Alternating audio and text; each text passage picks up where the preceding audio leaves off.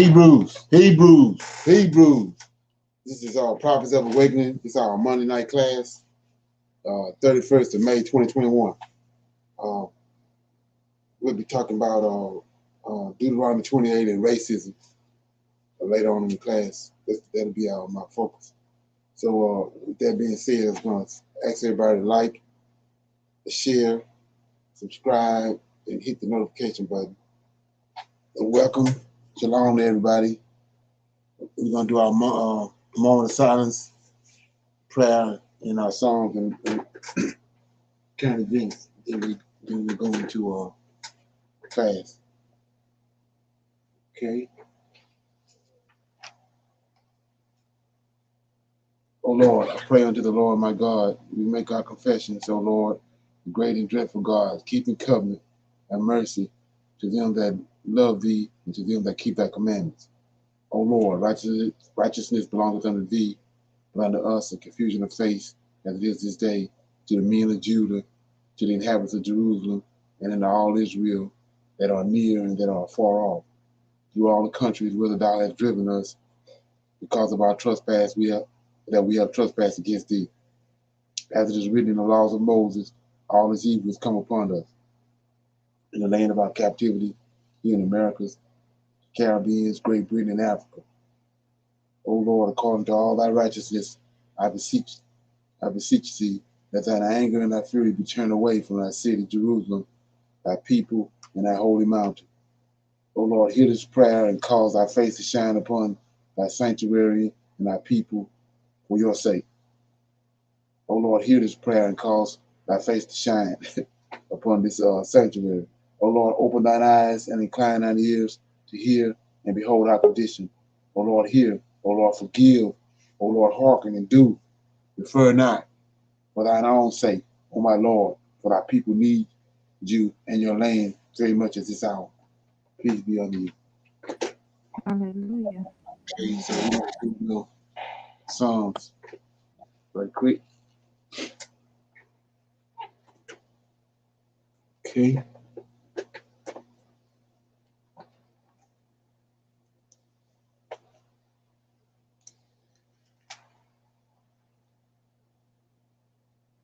It's Psalm 5. It's a prayer for protection. It's a Psalm of David. Give ear, O my words, O Lord. Consider my meditation. Hearken unto the voice of my cry. My King and my God, for unto thee will I pray. My voice shalt thou hear in the morning, O Lord. In the morning will I direct my prayers unto thee, and I will look up. For thou art not a God that hath pleasure in wickedness, neither shall evil dwell with thee. The foolish shall not stand in thy sight. Thou hatest all workers of iniquity. Thou shalt destroy them that speak leasing. The Lord will abhor the bloody and the deceitful man. But as for me, I will come into the house, the multitude of thy mercies, and in the fear will I worship toward thy holy temple. Lead me, O Lord, in thy righteousness, because of mine enemies. Make thy way straight before my face, for there is no faithfulness in their mouth. Their evil parts is very wickedness. Their throat is an open sepulchre. They flatter with their tongue. Destroy thou them, O God. Let them fall by their own counsel. Cast them out in the multitude of their transgressions, for they have rebelled against thee. For let all those that put their trust in thee rejoice. Let them ever shout for joy, because thou defended them. Let them also that love thee name be joy in thee. For thou, Lord, will bless the righteous with favor and will compass him with a shield. And that's just Psalms 5, prayer for protection by David. Okay. Anybody got any current events that they want to mention?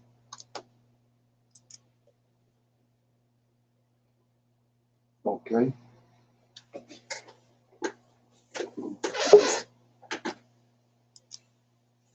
Okay. I got this right here. It's kind of going to be my focus for the day. But it says right here, this is at Tulsa. Tulsa marks 100 years since the massacre with sobering ceremonies, demands for reparation. Like I said, I think this how they're gonna come in with their reparations is through this Tulsa thing. It says the traffic on Interstate 244 rumbled the ground as a crowd of about 200 gathered between the highway and the historic Vernon A.M. Church on Monday to commemorate the day a century ago that the church was nearly destroyed. It says Reverend Robert Turner, who serves as the pastor of the church, one of the only structures to partially survive the race massacre of Tulsa's Greenwood neighborhood, in which a white mob killed hundreds of black residents in 1991, and dedicated a prayer wall to the massacre victims. This is the largest crime scene in America that has never been investigated. You see, Turner's address, alongside other religious leaders, was part of the series of ceremonies marking the centennial of the massacre in the community once known as Black Wall Street, which is getting new national attention. Yeah, but they're using it to come into the reparations. Even though their anniversary is a sober one, many here said they are determined to celebrate the culture and the community that Black Tulsa has built, while using this moment to demand reparations for all that has been taken from them. Okay, this is Tulsa's mayor G.T. Bynum standing on the sidewalk along Greenwoods Avenue to watch Monday's commemorations, told NBC News it was important to him that the city engage in a fair process to determine the future of Greenwood, where much of the land is now owned by the city. The city has faced criticism for not prioritizing the massacre survivors and their descendants in the redevelopment of Greenwood. Okay, read a little more. Whatever happens needs to be a community-driven effort. Biden said it is incredibly important to to us that whatever we end up seeing happen here, that the community has pride in it, just like the community had pride in Black Wall Street. Monday's commemoration began with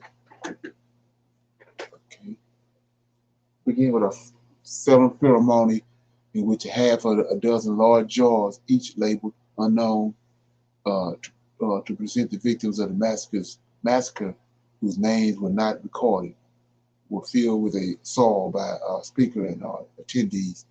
We like to think about the soil, the land, as one of the only realities, tangible reminders of what has happened, said Kyra Boone, Deputy Director of Community Education at the Equal Justice Initiative, a racial justice organization. The terrain of Tulsa has changed in the 100 years, but the resilience, the power, the love of this community has remained constant. Okay. So here goes some of these. I think that's the last three remaining survivors right there. Okay. So, with that being said,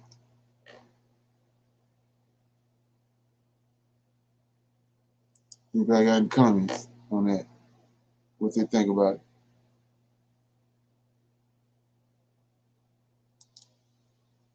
Okay. Let's see what else we got here. Yeah. Like I said, I'm going to come back to that, focus on that. I'm dealing with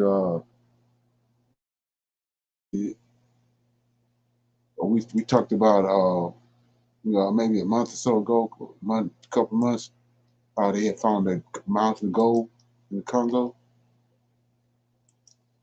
We're gonna see what's happening now in the same area.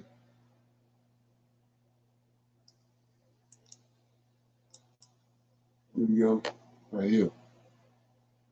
92 earthquakes and tremors recorded over the weekend at Mount, I don't know the name of that volcano in Africa.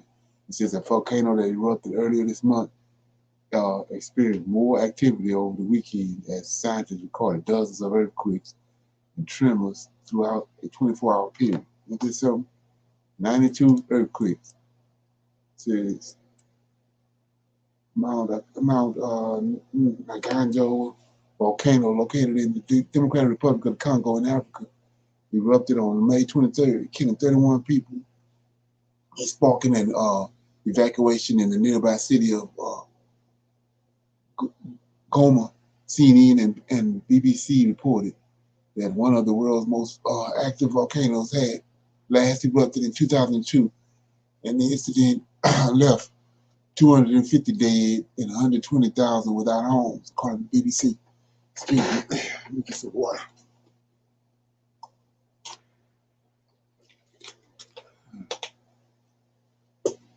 Hey.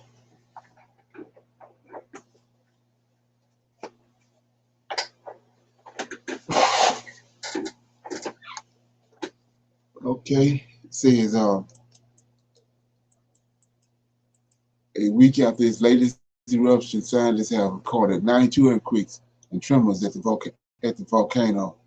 CNN noted some of the quakes were felt at least 65 miles away in Kigali, the Romanian capital. There was 92 earthquakes and tremors in the last 24 hours. Constant Ndima, the military governor of North Kivu, I'm chopping these words up, told the outlet only 4 were felt by the humans. The rest were only picked up by the instruments. Okay, so we did something. Yeah, so all of a sudden this thing started erupting all over the place. Right after they found all the gold, they found gold in the area in abundance. Right. Is that something? Right. Any comments? Dead camera line somewhere.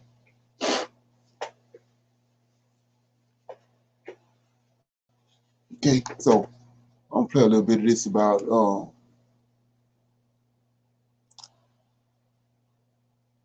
it's got to do with Dr. O'Connor. Yeah.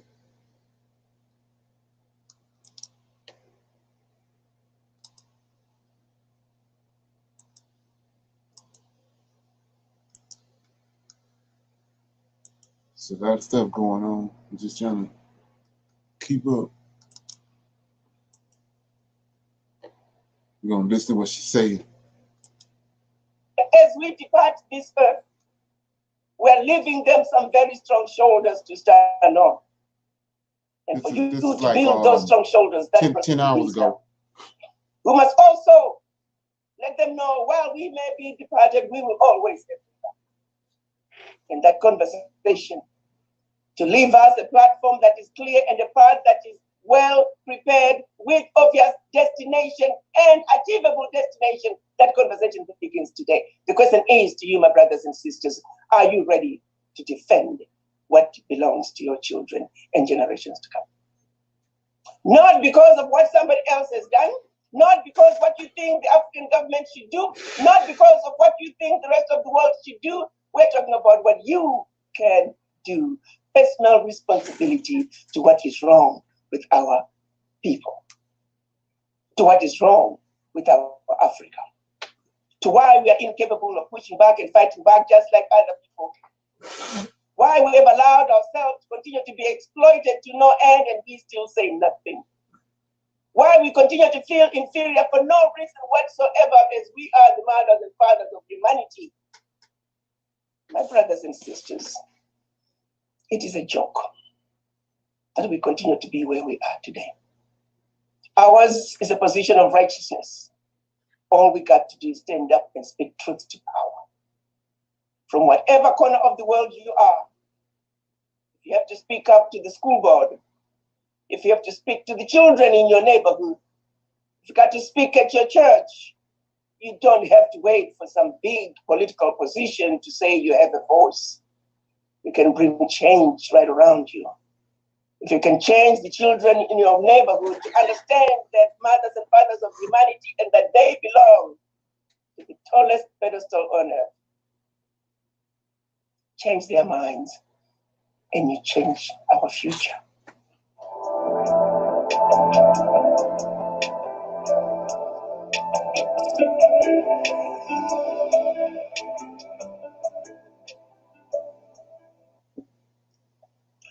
apologize for that. I know you're all watching and listening from around the world. Once again, like Lady Alicia alluded, this is a moment that is a must and a moment that we have been waiting for. The moment that we can say, yes, we've been engaging for the past year. We have met in Zooms. We've met via emails. We have went to the website. Some of us have registered, some have not. But when it's all said and done, we want to be able to say, where are you? Who are you? What do you do? And how do we reach out to you? At the end of the day, what we have failed to do as a people is to have that unity of purpose that our sister Alicia often speaks about. Our sister Amira often speaks about. The unity of purpose, this is where it all boils down to. We're getting ready to go. Come on now. Meet the Cozy House Luxury.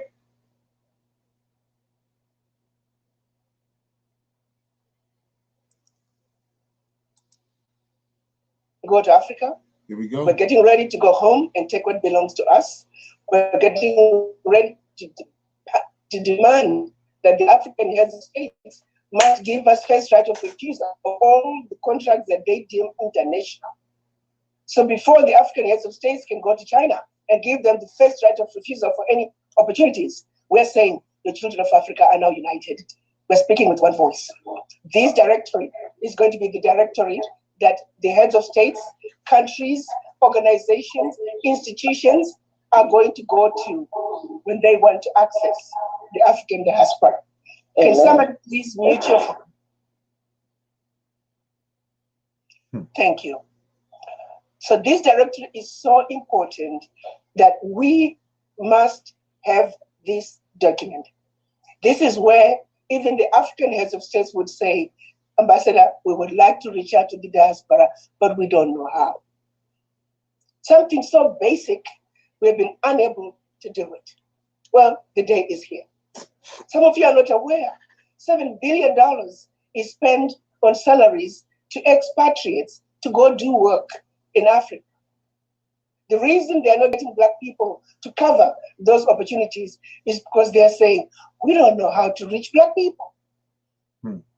Something so simple, something so needed.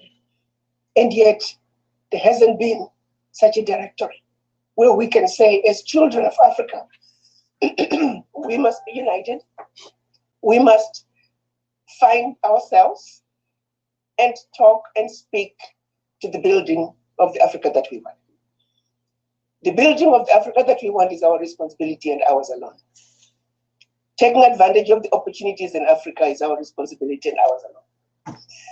Defending the inheritance for our children is our responsibility. And it starts with this directory. When we can now unite and make sure that we are on the driver's seat of Africa's development. And when we are on the driver's seat of Africa's development, it then spills over to the rest of children of Africa.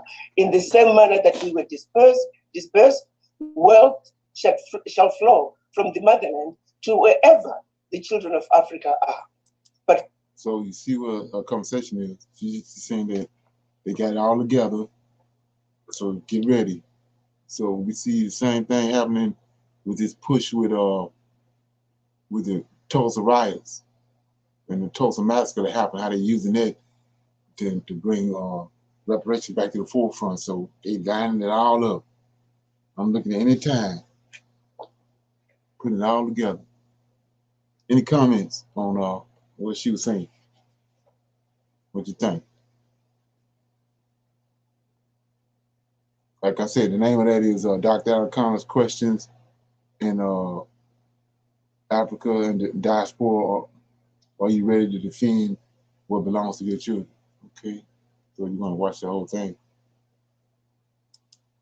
So, okay.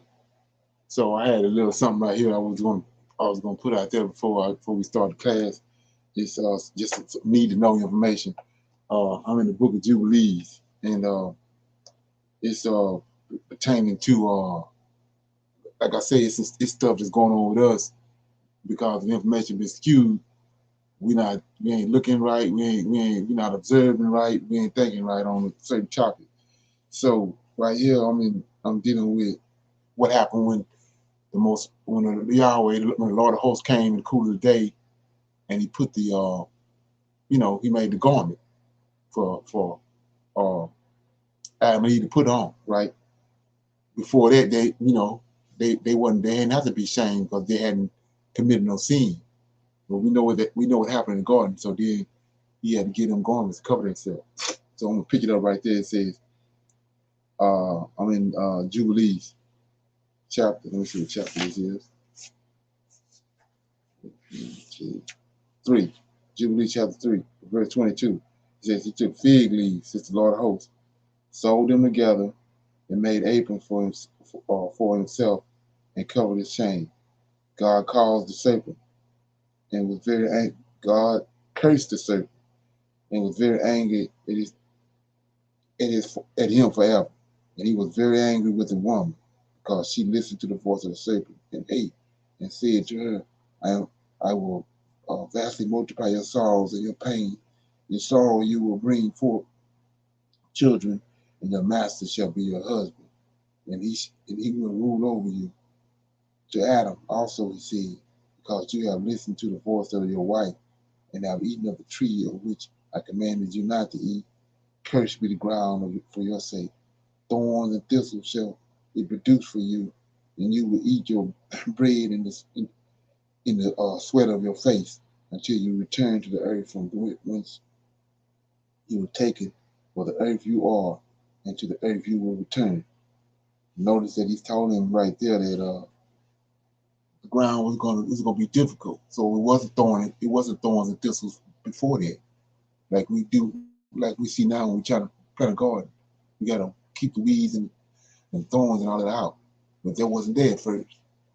So he placed it there after that. So 26 says, and he made for them coats of skin, clothed them, and sent them out of the garden. So they found out they was naked. They was wild, or their body. So he covered them up, put clothes on. 27. It's Adam's descendants, and which eventually became Israelites. Say, on that day on which Adam went out from the garden.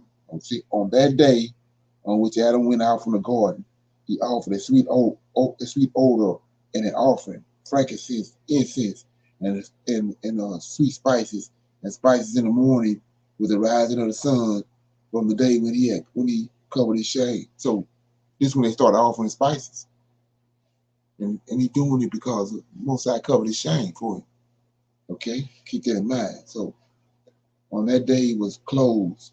On that day was closed the mouth of all the beasts, and of the cattle, and the birds, and whatever walked, and whatever moves, so that they could no longer speak, for they had all spoken one with another, with one dialect, and with one language. Ain't that something? So 29, all flesh that was in the garden went out of the garden of Eden, and all flesh was scattered according to its kind, and according to its type, the places that had been created for them. So not only was Adam kicked out of the garden, we see right here, Eve was kicked out with him. I mean, the animals were kicked out with him. 30, of all the beasts and cattle, only Adam alone, look at this, of all the beasts and all the cattle, only Adam alone, he gave the ability to cover his shame. So Adam was the only one who gave the ability to cover his nakedness. 31, because of this, it is prescribed on the heavenly tablets as touching all those who know the judgment of the law, that they should cover their shame. Look at this. This is the point I was want to make right here. I think that people need to know. Because of this, covering of their shame, it is prescribed on the heavenly tablets as touching all those who know the knowledge of the law, that they should cover their shame and should not uncover themselves as the Gentile uncover themselves. Ain't that something? So the Gentile, he come out his clothes in a minute. You don't care where he at. And so he a different type of person. He got a different type of mentality. They doing the most. Whereas Adam descendants ain't with that.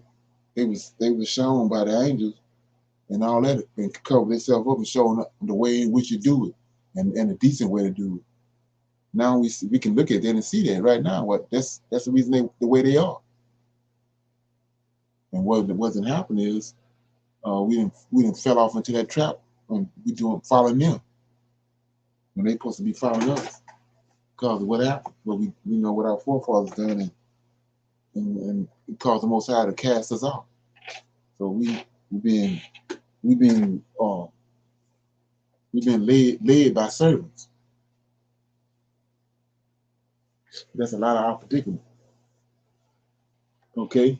Any questions on that? Comments? No questions. Okay. All right. So with that being said, I was going to get off into this what we just talked about is going to come back around again in a minute, but I just want to shine a light on it, put it on the video.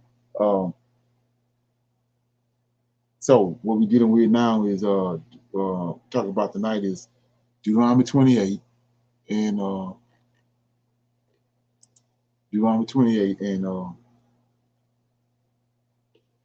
racism. So what I'm gonna do is I'm gonna play this video first, and then I'm gonna go into it.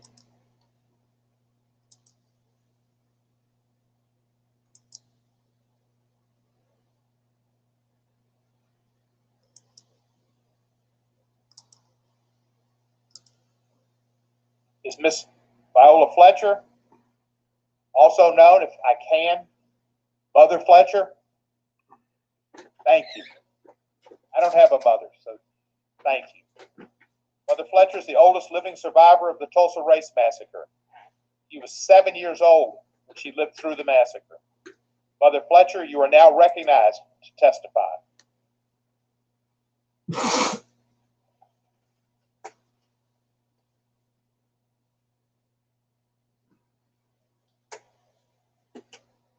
Is the microphone on? My name is Viola Ford Fletcher. I'm the daughter of Lucinda Ellis and John Wesley Ford of Tulsa, Oklahoma. I'm the sister of Hughes Van Ellis, who's also here today. I'm a survivor of the Tulsa Race Massacre. 2 weeks ago, I celebrated my 107th birthday.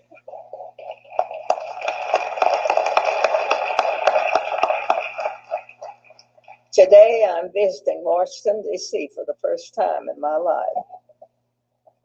I'm here seeking justice, and I'm asking my country to acknowledge what happened in Tulsa in 1921. On May 31st in 21, I went to bed at my family's home in Greenwood, neighbors of Tulsa, the neighborhood I fell asleep in that night was rich, not just in terms of wealth, but in culture, humanity, heritage, and my family had a beautiful home. We had great neighbors, and I had friends to play with. I felt safe. I had everything a child could need. I had a bright future ahead of me. Greenwood could,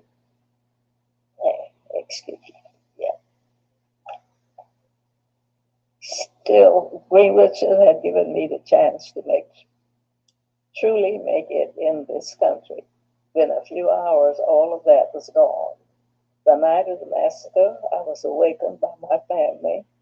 My parents and 5 siblings were there. I was told we had to leave, and that was it. I will never forget the violence of the white mob when we left our home. I still see black men being shot, black bodies lying in the street. I still smell smoke and see fire. I still see black businesses being burned. I still hear airplanes flying overhead. I hear the screams. I have lived through the massacre every day. Our country may forget this history, but I cannot. I will not. And other survivors do not. And our descendants do not. When my family was forced to leave Tulsa, I lost my chance of an education. I never finished school past the 4th grade. I have never made much money in my country. State and city took a lot from me. Despite this, I spent time supporting the war effort in the shipyards of California, but most of my life I was a domestic worker serving white families. I never made much money, but to this day I can barely afford my everyday needs. All the while the city of this Tulsa have unjustly used the names and stories of victims like me to enrich myself and its white allies through the 30s million through the 30s million raised by the Tulsa Centennial Commissioner while I was continuing to live in poverty. I am a 107-year-old and have never been seen justice. I pray that one day I will. I have been blessed with a long life and have seen the best and the worst of this country. I think about the terror, horror inflicted upon Black people in this country every day. This subcontinent has the power to lead us down a better path. I'm asking that my country acknowledge what has happened to me, the traumas and the pain, the loss, and I ask survivors and descendants to be given a chance to speak, seek justice, open the door.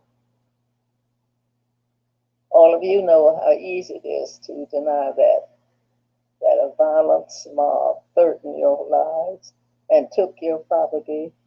For 70 years, the city of Tulsa and its Chamber of Commerce told us that the massacre Keep your eye on that clown from Louisiana, Senator. that didn't happen, like we didn't see it with our own eyes. You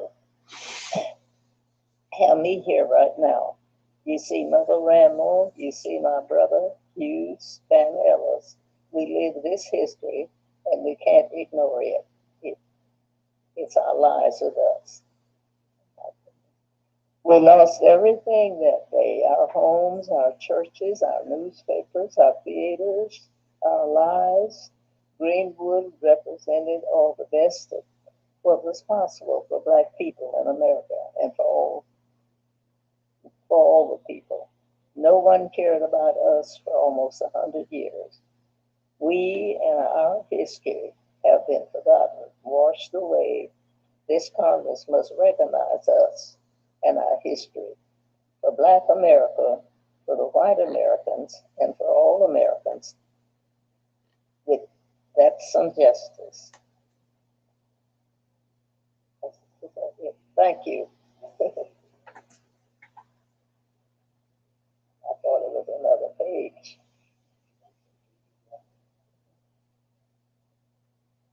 Anything else you want to say? No, that's all. Thank you very much. We appreciate very much your testimony.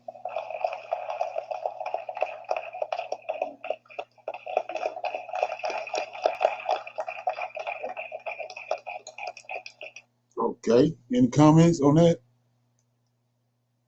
Want to go to the next video? No comments? Okay. I just think that they're not even, they don't even look compassionate, Right. when she's speaking. So Right. it's just sad. Right. Yeah. They because they got an agenda. They're using her to get us all emotional. They got an agenda. They Right. hit. Yeah. Go ahead. And it's just how ironic is that they are just now allowing her to speak, because she said before they was not allowing her to speak on that. Right. She was in another interview, and she said, pretty much they was telling her to hush hush. Right.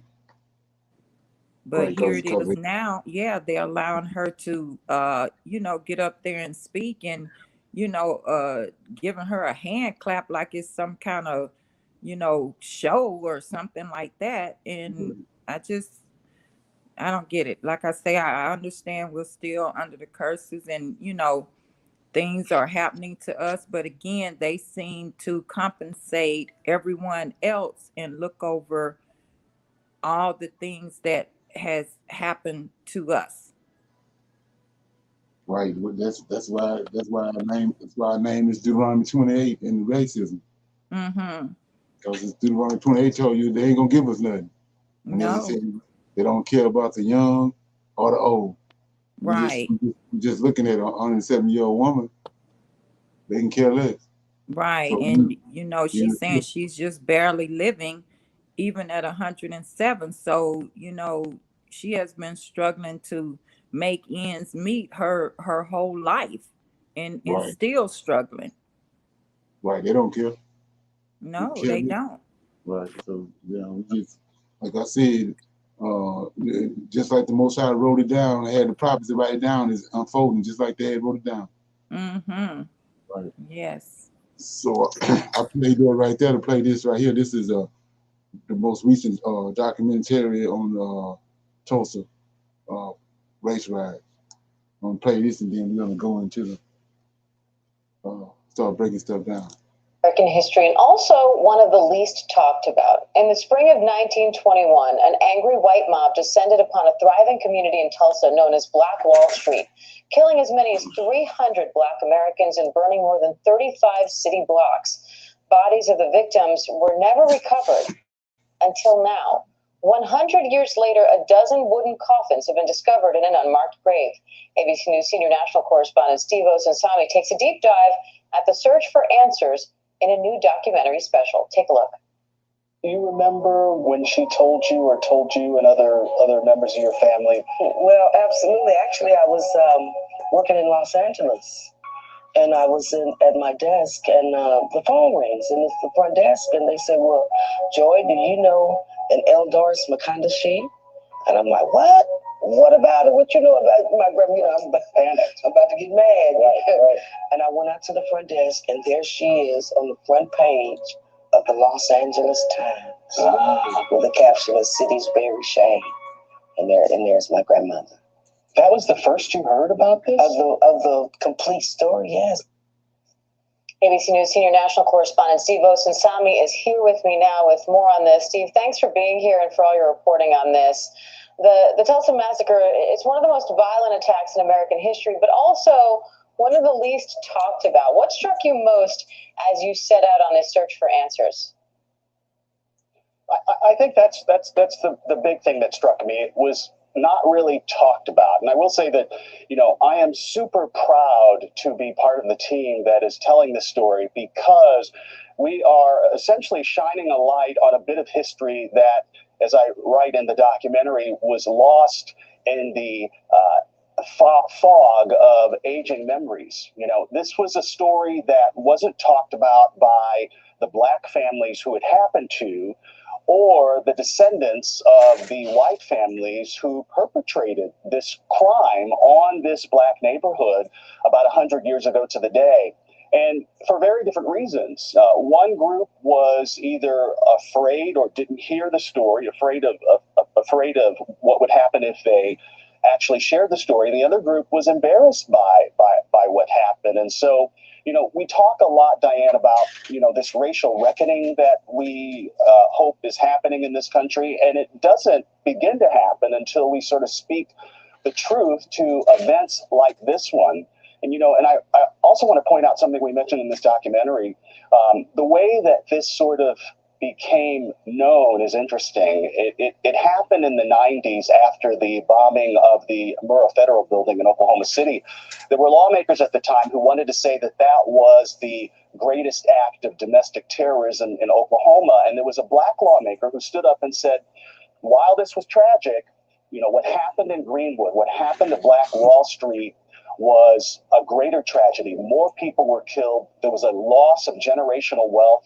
There was a neighborhood of hundreds of families, of Black families, that was succeeding, where people had true success and wealth, and that was taken away in this violent incident that so many Americans are just really learning about now. Diane? To think that it took the Oklahoma City bombing for it to come to the national attention in that way. And Steve, I know this morning the Judiciary Subcommittee is having a hearing with descendants of survivors of the Tulsa massacre.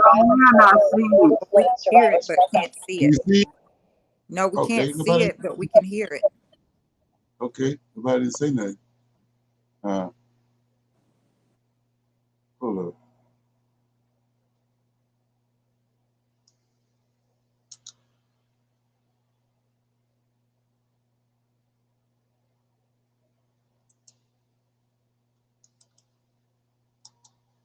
Can you see it now?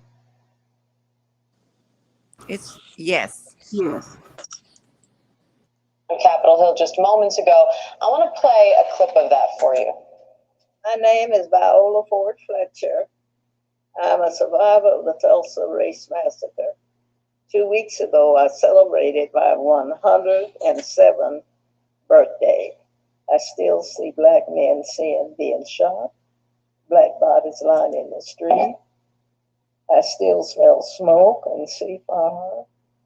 I still see black businesses being burned. I still hear airplanes flying overhead.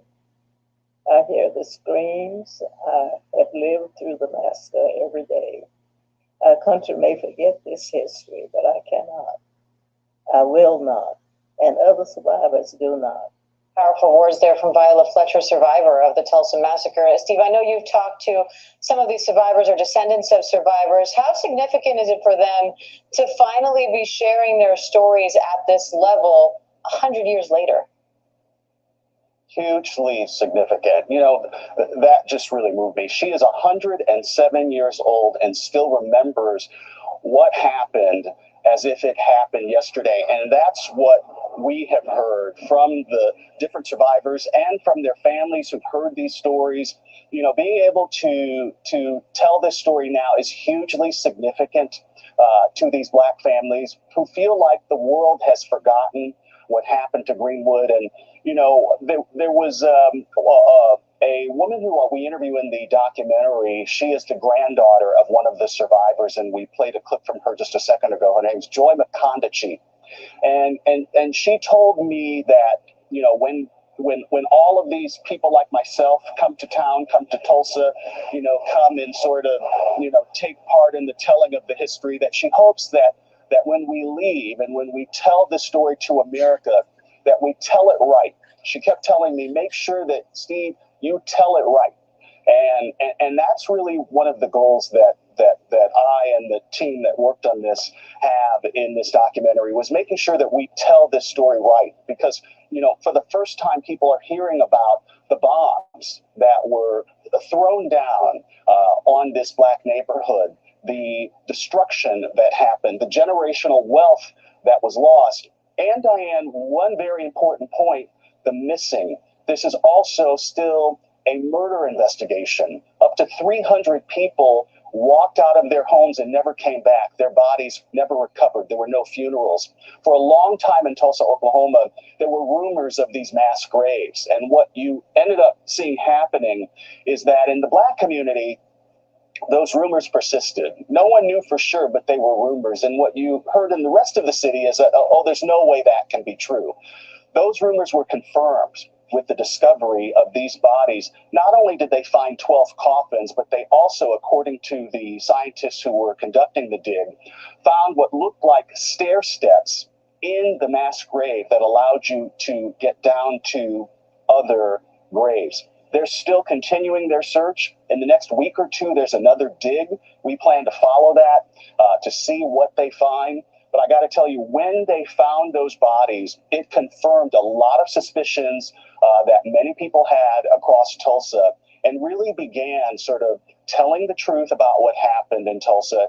This documentary, of course, is called Tulsa's Buried Truth. And the truth was found when they found those bodies, and people are now only beginning to discuss it. It's a powerful moment of reckoning for the city of Tulsa. In the documentary, we hear a lot from the mayor of Tulsa. His name's G.T. Bynum. He is a white mayor whose family is one of the original families to live in Tulsa. He talks about how even though one of his grandparents or father was head of the Tulsa Historical Society, that he never knew about the massacre until he was an adult and one of his relatives was running for mayor. That he had gotten through most of his life without knowing that this atrocity truly happened to someone who should know. And what's happening now is that people are hearing the story, learning the story, and there is a reconciliation that's happening. And some of it is searching for the dead. And also, there's a big conversation that we also touch on about a very delicate issue, and that is the issue of reparations. Should these families whose loved ones were killed, whose property was taken and lost, who never got a single penny from insurance companies, should these families be compensated for their loss? And that's an issue that the city of Tulsa and its residents and the state of Oklahoma are struggling with today. Diane? And Steve, I know you also talked to singer Charlie Wilson. He's one of the most famous voices to come out of Tulsa. Let's hear a little bit of that conversation. Sick of red, itchy mosquito bites?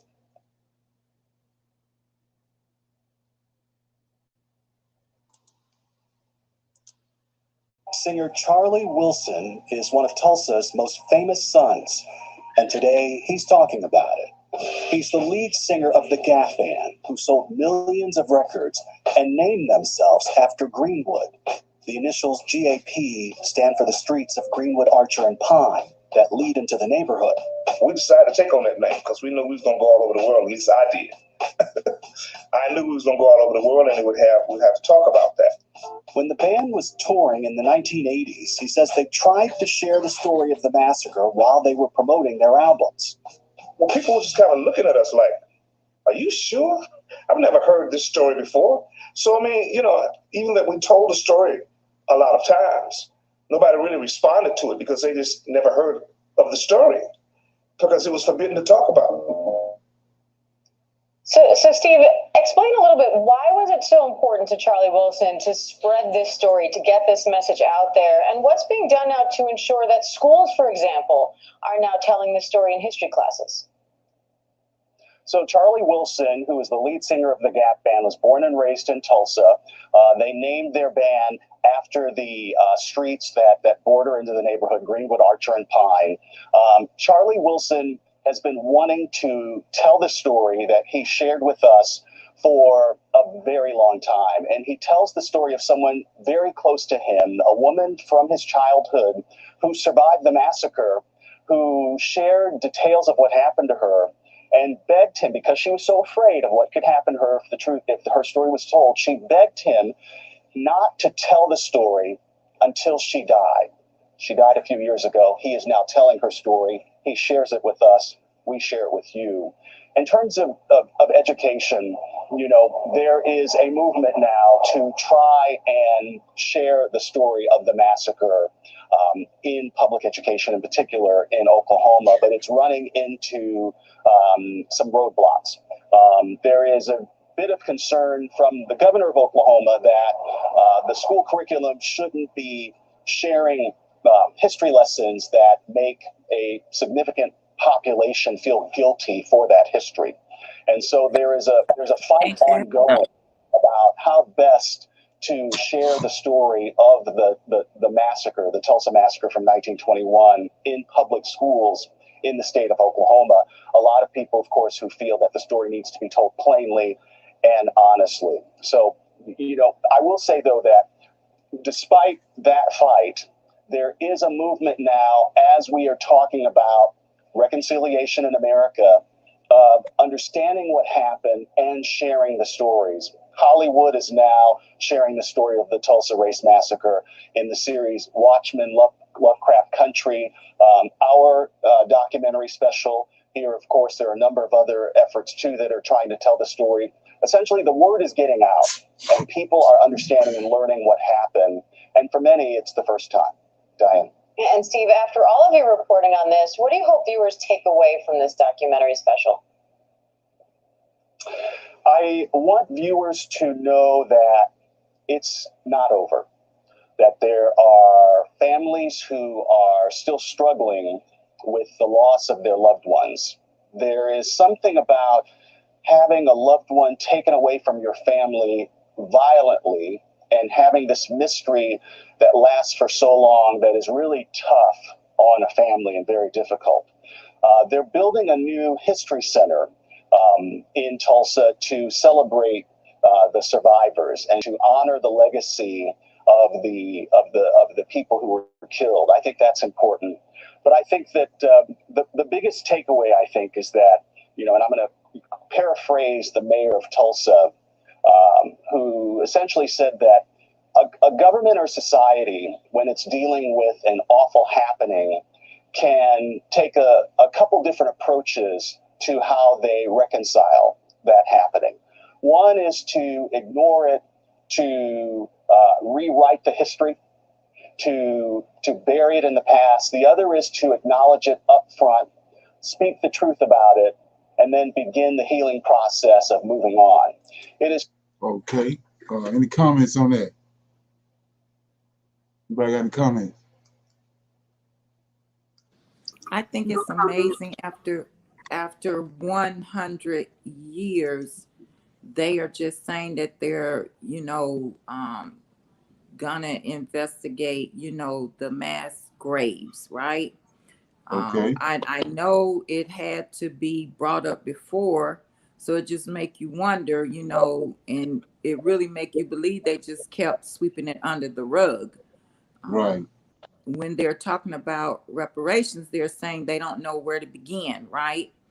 Right. So there are, several other race massacres that has happened that is not being talked about. I'm saying Florida, Georgia, start with those people, because you have some people still living like Miss Viola. But the thing was, I think they were wanting to start building on that land. And some people spoke up, and that was the reason why they started digging there. But they had to know those people were buried somewhere. Right, exactly. Right. Right. Anybody else got any comments? That was interesting that the Gap Band was named after that intersection there. Greenwood something and Pine. I thought that was, so they had this, I guess the people who lived there and knew about the story, that was significant to them, even though they couldn't really talk about it. And it was amazing on what the mayor had to say, that he knew nothing about. Come on now, you still lying. Okay. You the mayor of Tulsa, and you knew nothing about that story. Mm-hmm. Your family, was from there, raised there. Now come on. Right. Homeboy. Right. Okay. Yeah. Anybody else? Okay. We're gonna go a little deeper into this thing. So Deuteronomy 28. So Most High already told us, the stage had already been said about all this. And like I said, they didn't skewed our information, but there's still something in there in Deuteronomy 28, and then Scripture tell you about these people. And like they said, they don't want you. The reason why they want the story muffled down is because it exposes them, for who they are. So exactly. I'm in Deuteronomy 28, and I'm reading verses 45 through 52. It says, moreover, all these curses shall come upon thee, and shall pursue thee, overtake thee, till thou be destroyed, because thou hearkenest not to the voice of the Lord thy God, to keep his commandments and the statutes which he commanded thee. So all this started because we weren't keeping the Most High commandments. Long, long ago, 46, and they shall be upon thee for a sign and for a wonder, and upon thy seed forever. So seed means it's a certain race of people, Israelites. The seed right here means Israelite. Then 47. Because thou servest not the Lord thy God with joyfulness and with gladness of heart for the abundance of all things. Therefore shalt thou serve thine enemies. See that?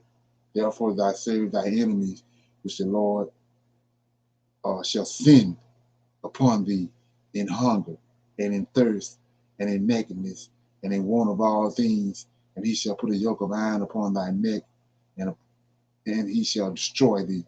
The Lord shall bring a nation against thee from far, from the ends of the earth, as swift as an eagle flieth, a nation whose tongue thou shalt not understand, a nation of fierce countenance, which shall not regard the person of old. We just witnessed that when the lady was testifying.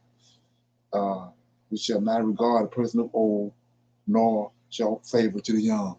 Right? So, example of that is they blow the girls up in the church in Georgia, the little girls.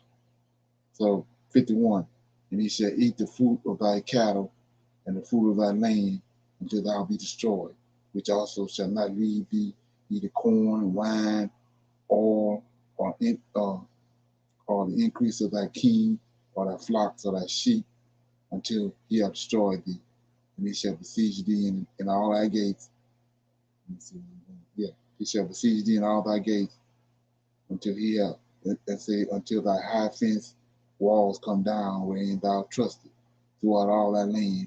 And he shall besiege thee in all thy gates throughout all thy land, which the Lord thy God have given thee. So he told us that right here in these verses I read long ago. Moses told us. But it was conveyed to Moses, and Moses conveyed it to us, to our forefathers, and they wrote it down, and we getting it now. So he said that we was gonna be among our enemies. So ain't that what the enemy do? What we just witnessed in Greenwood and with Wall Street, Black Wall Street? Yes. Ain't that what the enemy do? The enemy Yes. does it. So I mean, all the talk about it, but when you go to the scriptures, he told us we're gonna be amongst our enemies, and they're gonna be they're gonna keep on doing everything they can to keep us destroyed and keep us down. And then I read earlier before that in Jubilees, he told you, don't deal with them. And then he told you they're enemies. And so we're gonna look at some more precepts as we go and make it real plain what the situation is, because it's been covered over. So that's only one incident. We're gonna go a little deeper into this, and like I said, he just told us he's gonna cast us out, and he's gonna cast us among our enemies, and we're gonna be over there, and they was gonna do everything under the sun to keep us down. So let me get this right quick. Okay. This is not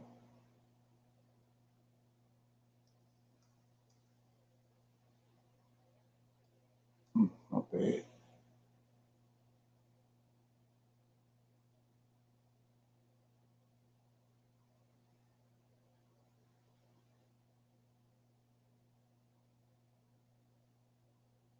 Okay, here we go. So I'm gonna read this one first. It says, can you see that? Yes. Okay, nearly 24 black massacres in American history. Reparations rally. See that? So we just dealt with one. They're telling you right here, over 24 black massacres in America. In 1921, destruction in Tulsa wasn't the first or the last race massacre that leveled homes, usurped land, or destroyed livelihoods of black Americans. See, Deuteronomy 28 are already screaming out right now. One of the first was in 1863, sparked by a draft war. One of the last happened in 1923 in Rosewood, Florida. Whatever the precipitating event, the desire was generally the same: to destroy black upward mobility. That's what Deuteronomy just told us. Here goes some examples right here. Looking at it. See, below is a database of recorded massacres. The defined for purposes of this project as one or more mob attacks on the black communities that resulted aggregate loss of lives, homes, land, and livelihood. And say the attacks frequently drove residents away from the community for good. In other instances, black residents hid in the swamps and the woods for days to escape death.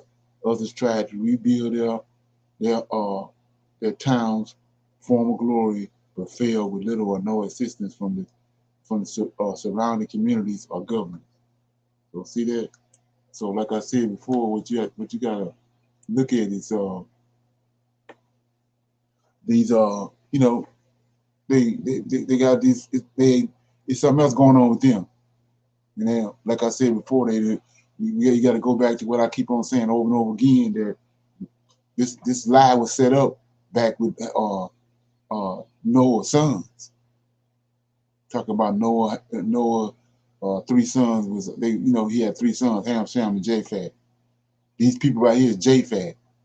Ain't no way in hell they Shem brother. They got a whole different origin. So he says the attacks frequently drove residents away from their community for good. In other instances, black residents hid in the swamps and in the woods for days to escape death. See that? Others tried to rebuild their towns for former glory, but failed with little or no assistance from the surrounding communities or government.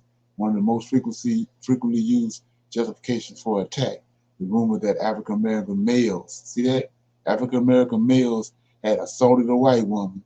Usually the rumor was unfounded. Frequently it was sparked by an erroneous news report. See that? When the whole time what it was the white woman was in behind the black man, and they knew that they had a problem with it. Say this list is by no means complete. Attacks were frequently denied and not documented by authorities. This is a living, breathing document culled from numerous news reports, historical sites, and encyclopedias, among other resources. So, like I said, they're telling us that not only was it just the Greenwood incident, but it was 24 other ones. So let me get there. We're going to read off some of them. Let me see what we're doing. Okay.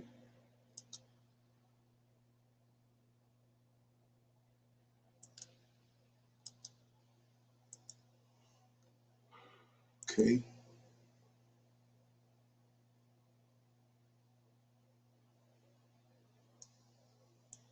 Okay. So here we go right here.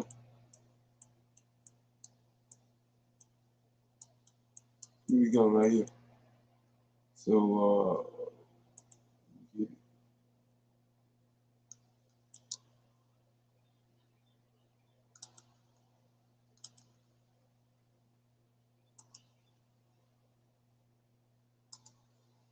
okay, so the first one is, like they mentioned, was in 1963. It says estimated 100 to 1,000 was dead. That was in New York. New York homes and property were burned and demolished. A black orphanage was burned to the ground, and more than 3,000 black people lost their homes. Okay, white businesses owners formed a relief committee to raise $40,000. The next one was in 1866, Memphis, Tennessee. Nearly 50 dead. Says over 2 days, nearly 100 houses, 8 schools, and numerous churches were burned, and totaling 70,000 in property damage. This hitting home right here, 1866, New Orleans, Louisiana.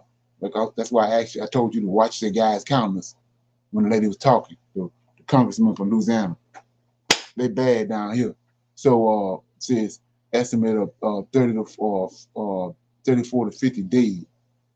And then in 1868, Camillo, Georgia, estimated 30 of a dozen was dead, 30 of a dozen was dead. And then it says after the Georgia state legislature expelled 28 black members, several hundred marched to a Republican rally in Camilla when they entered into the courthouse square. The sheriff and white local opened fire. Oh man, it's just something. So then Opelousas, Louisiana, estimated at 200, 300 dead. Okay, look at a couple more then. So it's in St. Bernard Parish in Louisiana, estimated 35 to 100 dead. Colfax, Louisiana, estimated 62 to 153 dead. Alabama, estimated 72, 15 to 40 dead. Vicksburg, Mississippi, 75 to 300 dead. And 1875 in Clinton, Mississippi, 53 dead. Okay.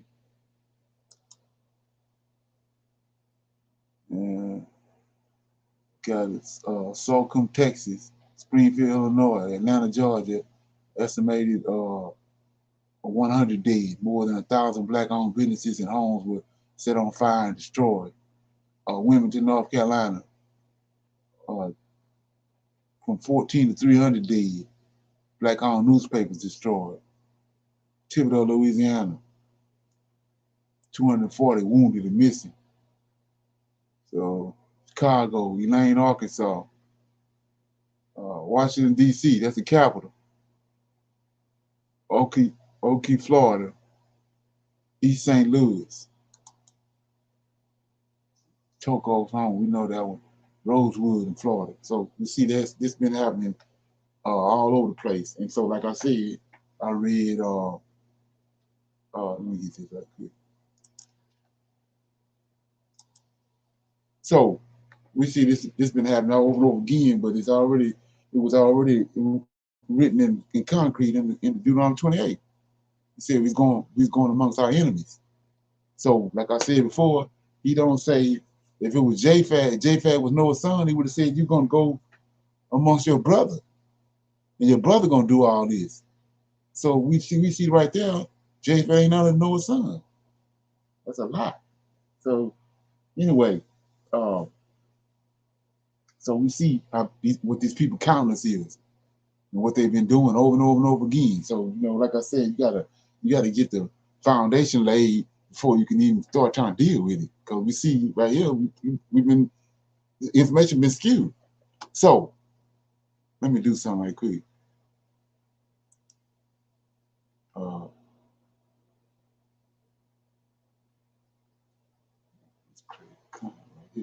me get this here. I'm back in Jubilees, and this is one of the reasons why this book is not. We don't have access to this book because of what we're looking at right now, what's being conveyed, and the truth of the matter. And so like the lady was scared, told the man on the Gap band, don't just wait till she passed away before you start telling people about it. So they scared to talk about it because of they don't want nobody to know. They're not who they portraying themselves to be. They got some other origins, and they got some kind of animalistic nature that they possess that's been covered over. So we ain't gonna play with it. So let's look at it.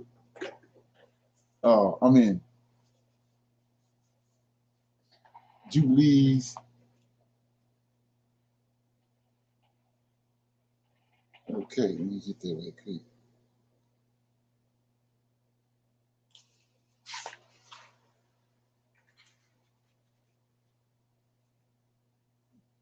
Jubilees, it says, let me see what's going on. So I'm reading the Jubilees chapter 1.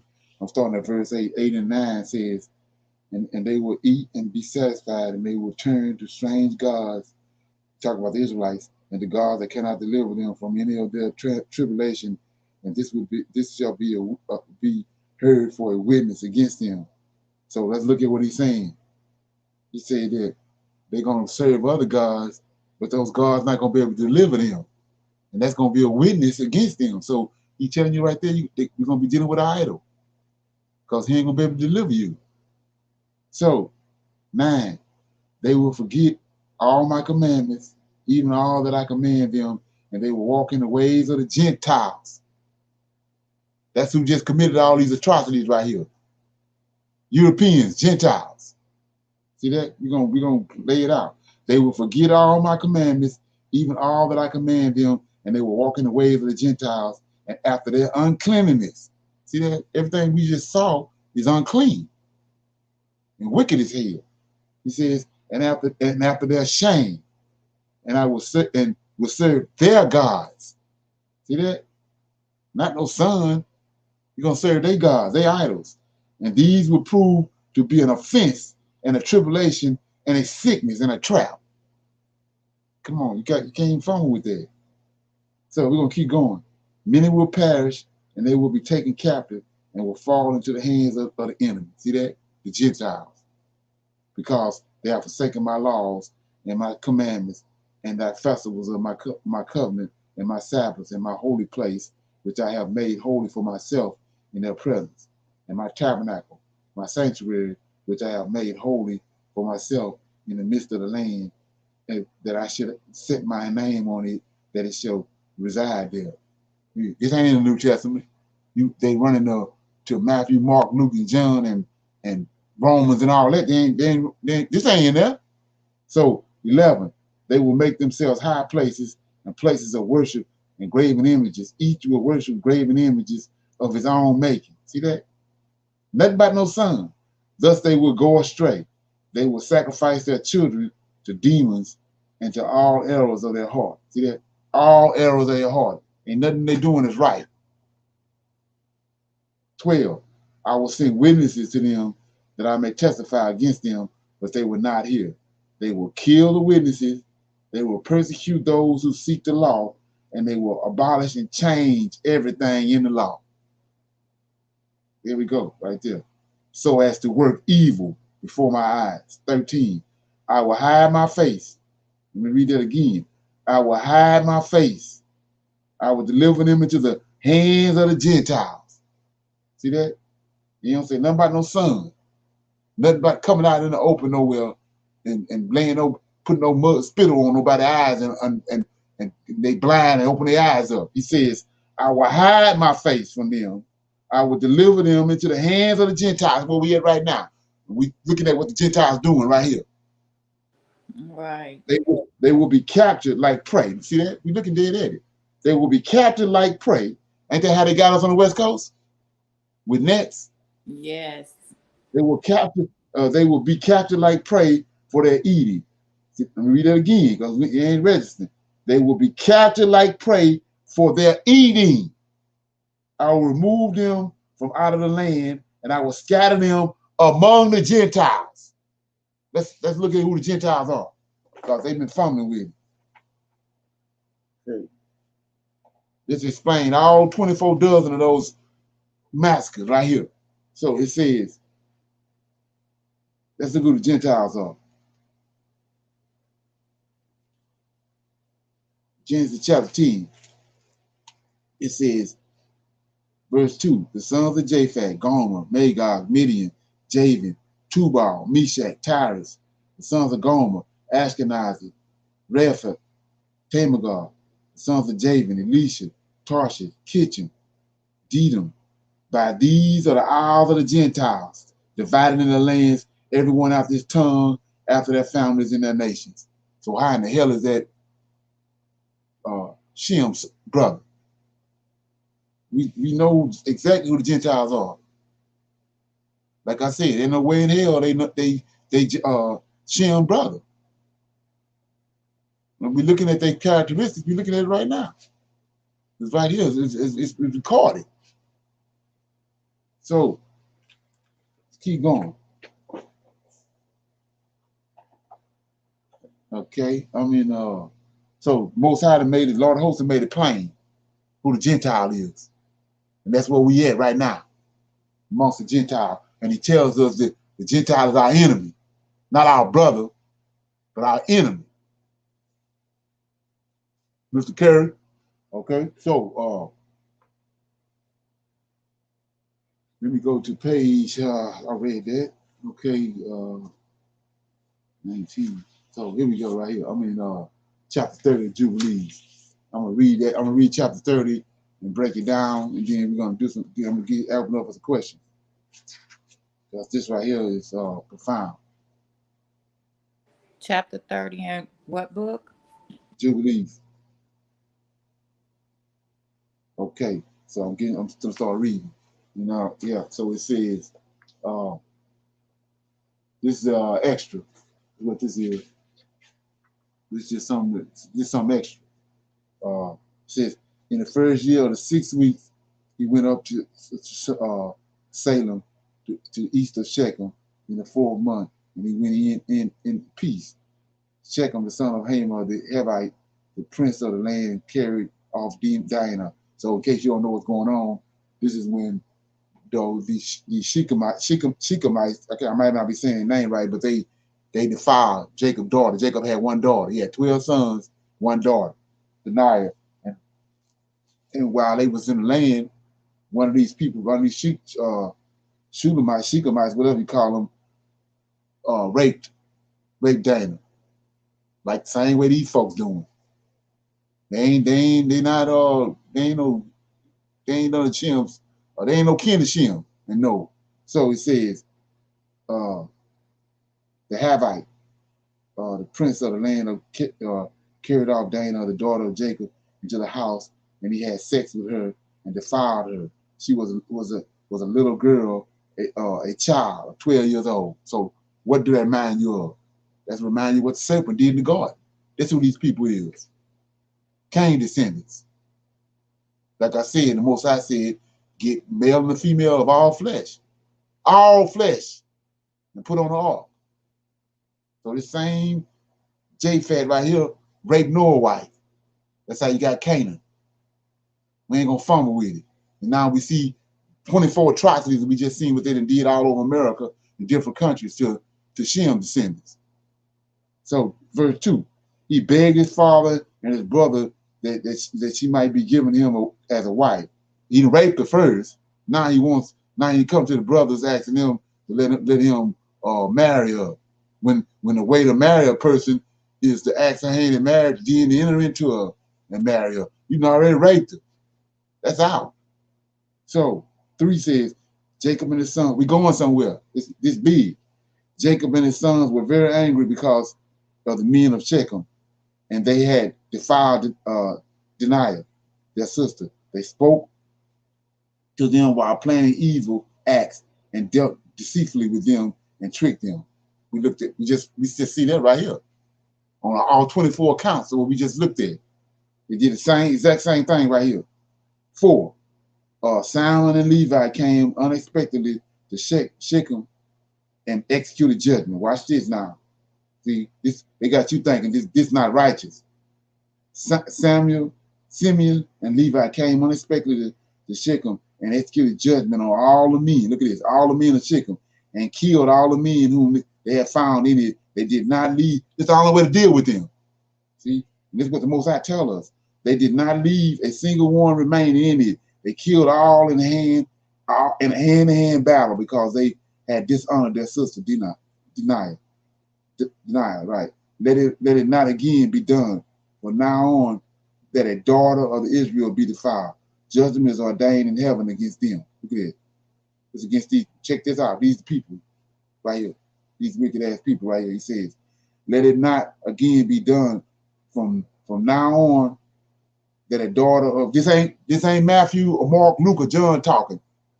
It's the Lord of hosts talking. He says, let it not again be done from now on that a daughter of Israel be defiled. Judgment is ordained in heaven against them. This in heaven.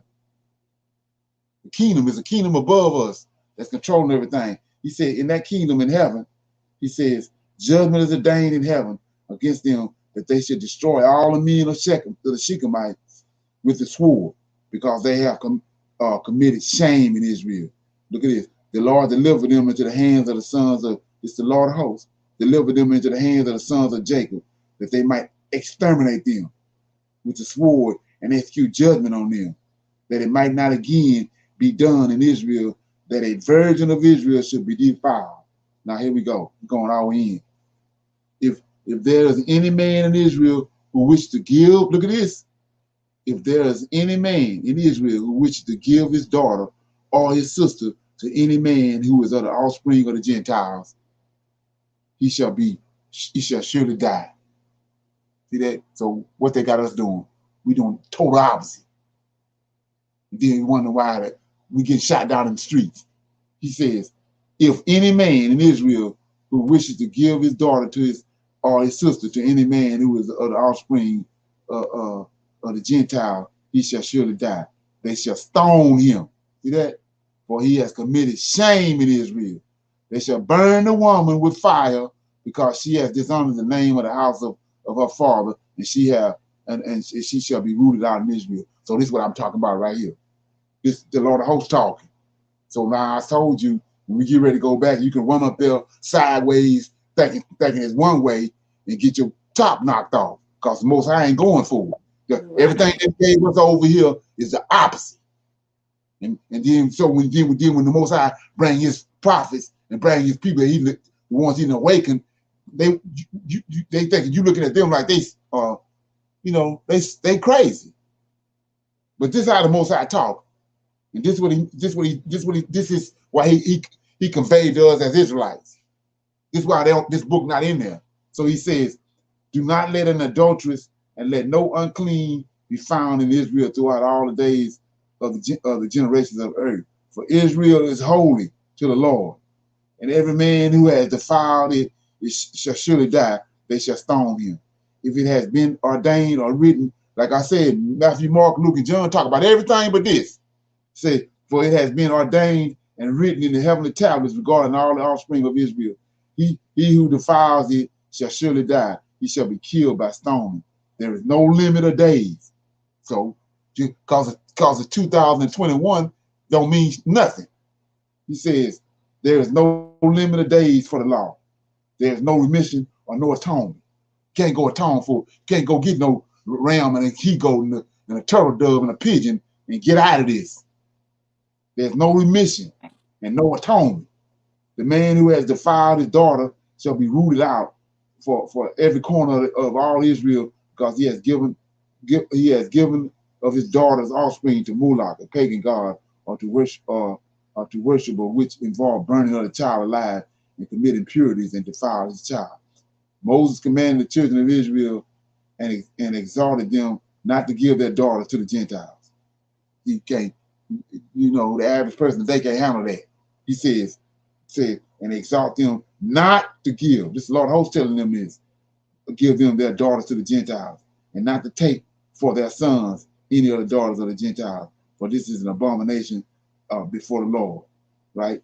It is because of this. See that? Right here. We see it all over this television and Greek propaganda. It's all over the place now. 12 says, it is because of this right here, intermingling with the Gentile, is because of this. I have written all the deeds of the Shemites, Shechemites, which they committed against Dinah, and I placed them in the words of the law before you. See that? So the most Lord of hosts said, I'll put it in the law for you. That's why these Gentiles took this book out. See that? I have also written how the sons of Jacob spoke. See that? I thinking like a Hebrew. I have also written how the sons of Jacob spoke, saying, we will not give our daughters to the man who is uncircumcised, for that is an reproach on us. See that? It is a reproach to Israel that anyone takes the daughters of the Gentiles, for this is an unclean and abominable in Israel. Israel will not be free from this uncleanness if it has a wife of the daughters of a Gentile, or has given any of his daughters to a man who is of any of the Gentiles. See, you can't fumble with that.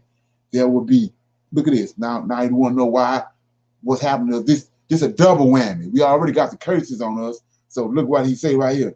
There will be plagues upon plagues, curse upon curse, and every judgment and plague and curse will come if this thing is done, or if they ignore those who commit the uncleanness. So if you see them, they ignore it. Say, or defile the sanctuary of the Lord, or those who profane his holy name. If any of these happen, the whole nation together will be judged for all the uncleanness and profanity of this man. Talking about the Gentile. That's why this ain't there. That's why this not in the book. They took it out. And so we doing this to ourselves because we doing this a hundredfold. It's all over the place. A hundredfold. This is why we being shot down in the streets. Can't get right. Right here. They tricked us. Okay? So that being said, I'm gonna open it up for questions and comments. Anybody got any comments, questions, or anything? I know that's hard, but yeah, that's what the Lord of hosts said. And I told you over and over again, our forefathers talking back and forth to the Lord of hosts. And he ain't in no confession booth nowhere in the Catholic Church. They talking to him back and forth. He telling them that's our history. We talking to our God. Okay, go ahead. I was just gonna say it's hard, but it's it's the truth. You either gonna embrace it or not. Right. We can see the reasons why we are still in the situation we're in. Right. We are still doing the same things over and over and over. Right. When we see the Gentiles they're just no good for us. Right, exactly. They hiding in plain sight. Right. And that's our problem. And like I said, we see people you got people that can't believe, they know nothing about the Tulsa massacre, but that's just the tip of the iceberg. You know what I'm saying? That's the tip of the iceberg. So when you got to call that. It's like a man was saying about ain't no little bitty baby angels up in heaven. Ain't no little baby angels with no big butts flying around with little wings. That's pedophilia. Right. So the mind that concocted that is, somebody right. So like I said, they God, Zeus is one of their gods, and he got little bitty babies flying all around him, all around his ankles and everything. Little babies with big butts. Come on, man. And then so how you can't? This what they do. It's got to be embraced. It's got to be realized. You gotta focus. Yeah. Right. And 30 and 9 kind of stood out to me, where it was saying, for thus had it been ordained and written in the heavenly tables regarding all the seed of Israel, he who defileth it shall surely die, and he shall be stoned with stones. That is not happening at all now. And you can see then when they, done something wrong, broke the commandments, the law, they were stoned right then. Right. Now we just overlook all wrongdoing. Right. Well, they being killed, but they ain't understanding why. Right. Right. Yeah, that's the big trick right there. So it's like I was saying before, you got to go back to the movie I was talking about Truman.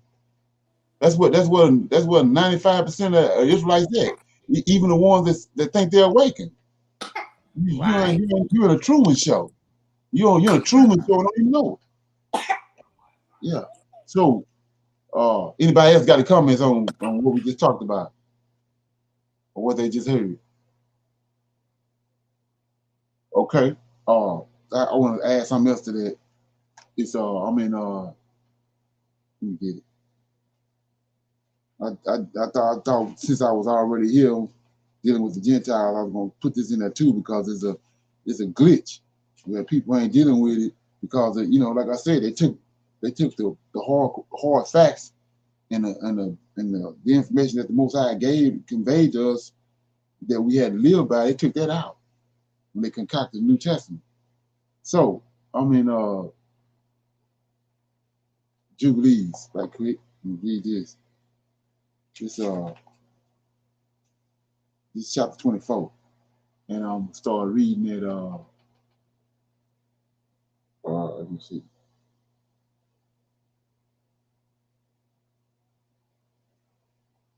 Okay, I'm starting at 21. It says, and he went up from that place to the well of oath in the first year of the first week in the 40th or 44th Jubilee. So this is during the time of Isaac, Abraham and Isaac. And the well of oath is where I keep bringing that story to you about the he made a oath with Amalek, and he went into this herd and got 7 huge lambs. Those 7 huge lambs was he got those 7 huge lambs because of the 7 angels. So I'm gonna pick it up. It says, and he went up from the place to the well of oath in the first year of the first week of the 44th Jubilee. And the Lord, see this? And the Lord appeared unto him, our God. He ain't sitting up on no stage nowhere or glazed over with gold and nothing. He's a living being, creature, a being that comes to deal with us. Living God. It says the Lord appeared unto him in the night of the new moon of the first month and said unto him, I am the God. See that? The El of Abraham, your father. Fear not. He's talking to Isaac. For I am with you and shall bless you and shall surely multiply your offspring as the sands of the sea for the sake of Abraham, my servant. And he built an altar there, which Abraham, his father, had first built, and he called the name of the Lord, and he offered the sacrifices to the God of Abraham and his father. They dug a well, and they found fresh flowing water. The servant of Isaac dug another well and did not find water. And they went and told Isaac that they had not found water. And Isaac said, I have sworn this day to the Philistines that this thing has been announced to us. So this is what we're dealing with. I just showed you the Gentiles are. Well, here go the Philistines right here, right? It says, I'm showing you the reason why these people are the way they are when the evidence that we just saw.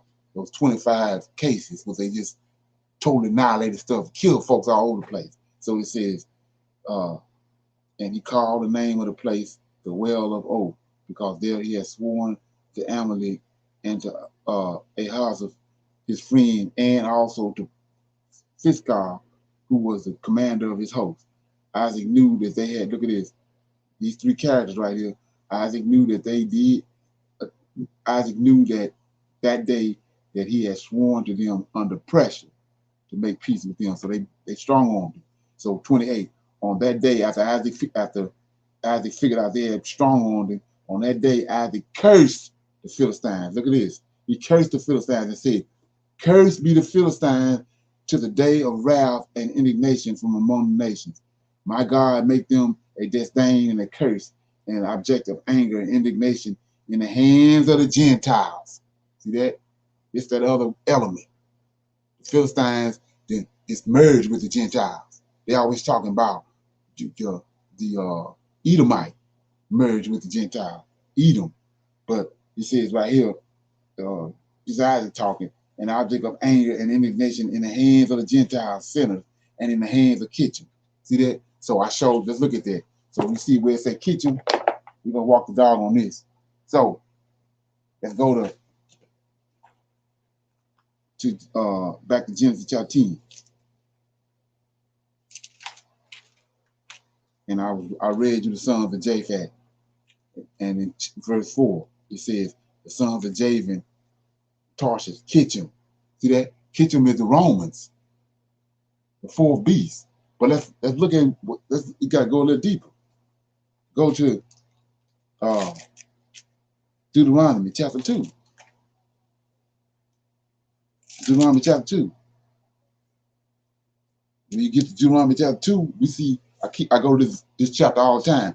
The giants all through here. When they passing through the wilderness leaving Egypt, they started coming across these giants. The I am on the end of that lets you know they giants. And they are oppressive people. They violent and they're oppressive. And now that they eat humans. So it says, verse 10, the Enum, see that? The Enum dwelt therein times past, the people great, many and tall as the Anakim. Then you go down to 12, the Horim also dwelt in Seir, these giants. So this son over here amongst these Gentiles and catch them. These giants. So let's look at it. I'm gonna show you what you're gonna say. What you talking about? Okay, I mean back in Jubilees. So this DNA, these giants got angelic DNA mixed in them. That's what's mixed in the Gentile. They merge with these people. So, I mean, let me get it. Chapter 24, Jubilees, verse 28. I'm gonna read it again. On that day, Isaac cursed the Philistines and said, "Cursed be the Philistines to the day of wrath and indignation from among all the nations. May God make them a disdain, and a curse, and an object of anger and indignation." Anger and indignation. That's what we just looked at. In the hands of the Gentiles, they're sinners, and in the hands of Kitchen. So you say, how you figure they giants? Whosoever escaped the sword of the enemy and the Ketchum and the Ketchum. See that? That's the giants. That's why he worded it like that. You don't word it like that. If it the Ketchum, that's giants. It's a race of giants. The I am means giants, and it's also plural. That's why it's worded like that. May the righteous nation root them out. See that? And didn't Moses root out all the giants when him and Joshua, when they came in the land of Canaan, there were giants there. And he had to root them out. So he says, the righteous nation root them out in judgment from under heaven. They shall be the enemies and the foes of my children throughout all the generations. See that? So they didn't merge in with, that's who the four beasts is. That's who Esau and Japhet and Ketchum, they didn't all merge together. A mingled people. They sexually perverted and they violent. Okay? 29, 30. No part of them will remain. See that? So it can't be who. This the God in the Old Testament. He ain't saying nothing about bringing nobody in, drafting nobody in. He says, no part of them will remain. Not even one shall be spared on the day of wrath or judgment. The offspring, look at this, the offspring of the Philistines will experience destruction, rooting out and expulsion from the earth. And this is all that is in store for them. Ain't no drafting, nobody coming, and dying on no cross for them. That's a lie from the pits of hell. He tell you that right here. Let me read it again. No part of them will remain. Not even one shall be spared on the day of their wrath or their judgment. The offspring of the Philistines will experience destruction, rooting out and expulsion from the earth. And this is all, see that? This is Lord Host talking, that is in store for them. There shall not be a name or an offspring left on the earth. Now, this is how I told you I found out who the giants were. It says, look, the offspring left of the earth for these Capernaum. See that? The seat. So the Capernaum is the seat of the Philistines. But let's go find out who these. I may be pronouncing this word wrong. So let's go find out who they are. So this race, particular race right here, they were very violent. The Philistines had a serious problem with the Israelites. So I'm in chapter 2 of Deuteronomy, verse 23. You got verse 23? Deuteronomy 2 and 23. Yes. And the Avim, see this is the race of giants right here, which dwelt in Hazron, even unto Azza the Captor. There you go right there. See that? That's them right there. Which came forth out of Captor, destroy them and dwell in their stead. So that's the people right there. These giants, they giants. So the Romans to catch them, which is the Romans. And now you know why the Roman Empire, the fourth beast, was so violent and tore up everything. Let me read it. Again, open up for Q&A before we close. Open up for a question. So I'm in Daniel. Says, and like I said, up until this point, because of the information and Greek propaganda, all this been skewed. We weren't getting the proper understanding of it. So he says,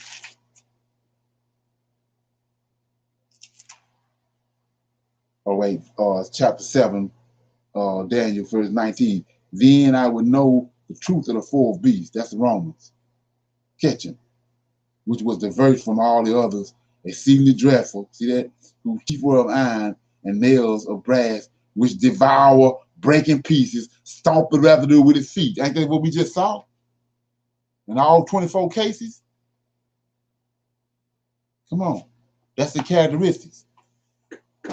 Okay, so with that being said, I'm gonna open it up for some anybody got any comments or questions, then we'll close out.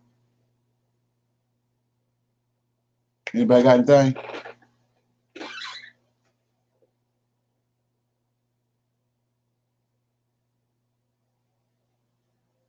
Everybody good? I have a question. I was listening to some people and they was talking about Gentiles and Hebrew Israelites, and they were debating whether all Israelites you could tell because they're black or not, and that Right. some of them are not. So my question is, I guess, is all, like some of the people think that what I would consider other nations are a part of, I guess a part of the Israelites, one of the whole tribe thing. And I know that my understanding is that, all the tribes are physically black people. Right. And I'm just wondering just what you think on that, as far as they were just saying that, I remember something in the Bible saying something about to the third generation. I'm just wondering how that whole, like if they are mangled seed, if what they call them mamsters or something, to what extent would they be considered Israelites? Are they a separate nation at that point, or? Right. It's a separate nation, but the trick to understanding that is the woman don't have a seed. The man have a seed. So when a kid come about, the kid came from the man. So you trace Israelites through the male. The males, you trace the Israelite. So example of that, if you got during the transatlantic slave trade, no Israelite men, no black men was empowered to sleep with a woman. So these Europeans and the Edomites was raping the women on the slave ships. So when they got to the plantation, the people, those babies that those women had was considered slaves too. But they Edomites, and they Europeans, because the person that put the seed in the woman was European. But now, because of the mother side of it, they got Negroid features, and so they tell us they say they're Israelites. So, and then to what degree if they have, so say, they had an Israelite father, right. But the seed has been mingled since that, to what degree? I guess it's just confusing, because they could have had an Israelite father way back. Like they were saying some Irish people might be. Say again? That's not the way to decipher it. So when Deuteronomy, I read this verse all the time. This one of the hard lessons that I received dealing with that was, so you go to Isaiah. So Isaiah 44. So like I said, you dealing with DNA. And so this is one of the reasons why when he said he's gonna hide his face from us, this is one of the ways he done it. He cast us out and we ended up intermingling with all over the place. So that's one of the ways he hid his face from us. So in these latter days, which is what we're witnessing right now, Isaiah 44, he says, verse 1, yet hear, O Jacob, my servant, and Israel, whom I have chosen, thus says the Lord. So he want to find out who the seed is, because you can't tell no more by looking at him, because it's all this intermingling went on. You don't know what if it was the Israelite father that fathered the baby or what? And how go down. So verse 2 said, thus says the Lord that made thee and formed thee from the womb, which will help thee, right? Fear not, O Jacob, my servant, and thou just ring whom I have chosen. So how is he going to help him? For I will pour water, that's his spirit, upon him that is thirsty, and floods upon dry ground. I will pour my spirit upon thy seed. All of them. He's going to pour a spirit on them. And it says, upon dry ground, I will pour my spirit upon thy seed, and my blessings upon the offspring. So when the spirit poured on them, if they're Israelite, you ain't even got to go trying to trace no DNA. So if they're Israelite, they shall spring up as among grass, as willows by the water course. They're going to respond to the spirit that the Most High poured out. That's how you gauge it. You don't even have to try to track the DNA. And that was the issue that I was dealing with for a while. And then it dawned on me, because you know, when you start telling people about the New Testament, Old Testament, and then showing them in the scriptures, you know, where JC on it was concocting all that, then you know, everybody ain't gonna gravitate to it. They ain't gonna grasp it. They ain't trying to hear it, because the spirit that's in them, their origins, the DNA, where they came from, is gonna speak. They ain't trying to hear it. That's why he's saying chosen and elected. And so we go example right here. And so it's nothing new under the sun. So now I'm in Ezra right quick. Ezra chapter 1. Let me get it. Yeah, Ezra chapter 1. So they get ready. We in captivity over here. We getting ready to leave. So he got to pour his spirit out on them to get the Israelites. Because Esau didn't care. He was raised by Abraham, but he didn't care about nothing to do with Yahweh. So verse 5, Ezra 1 and 5. Then rose up. See that? Then rose up the chief of the fathers of Judah and Benjamin, and the priests and the Levites, with all them whose spirit God had raised to go up to build the house of the Lord. All of them ain't spirit ain't raised. All of them ain't going for it. And that's what we're witnessing right now, males and females. Most are pouring the spirit out over the whole gamut. And then it's the ones with the DNA, with Israelites, that's going to spring up. You know, they're going to gravitate to it. They're going to gravitate to the truth. That's how you gauge it. And that's how you have to gauge it when you communicate with people.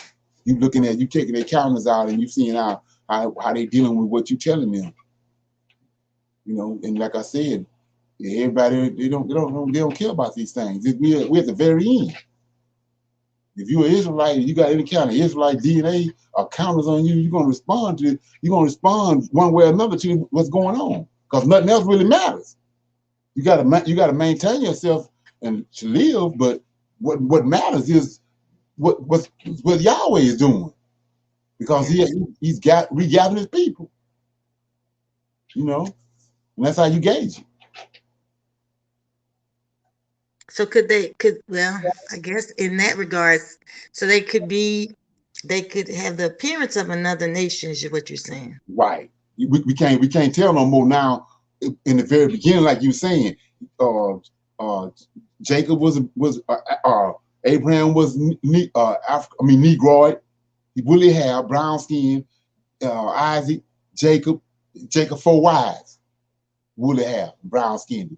Then that's how Israelite looked it. But we've been scattered because we sin against the Most High, and we've been cast out in all these lands and intermingled. We don't know if the Israelite father the child, you know, or European or Chinese or whoever. You don't know who father. And so many overlay and overlapping and happen. You can't. Only way to gauge it is he pour spirit out on everything. And then the Israelite gonna gravitate to with the Most High spirit. Okay. Yeah. Okay, thank you. It's amazing to see it too.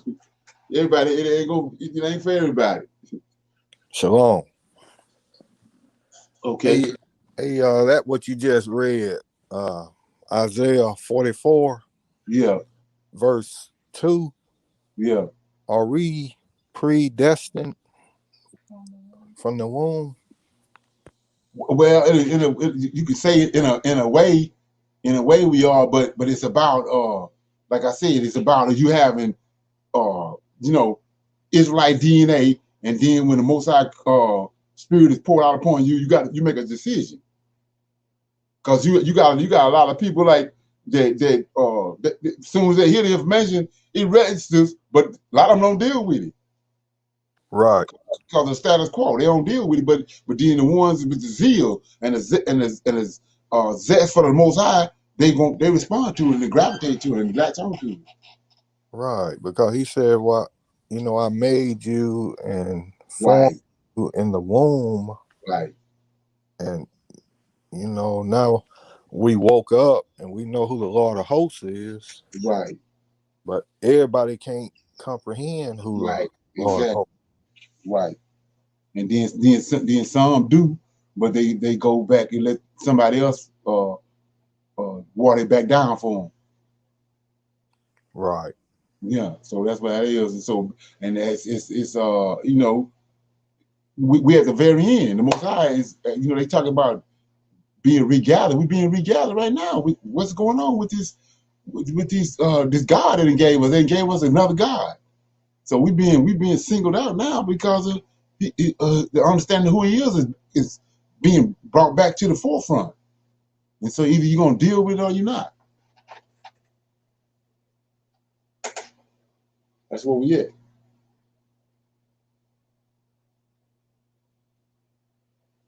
Anybody else? Okay. So everybody good? All good. Okay.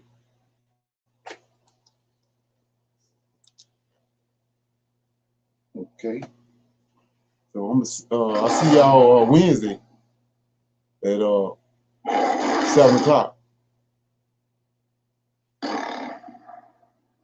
Shalom. Shalom, everyone. Okay. Shalom. Shalom. Shalom. All right. Shalom.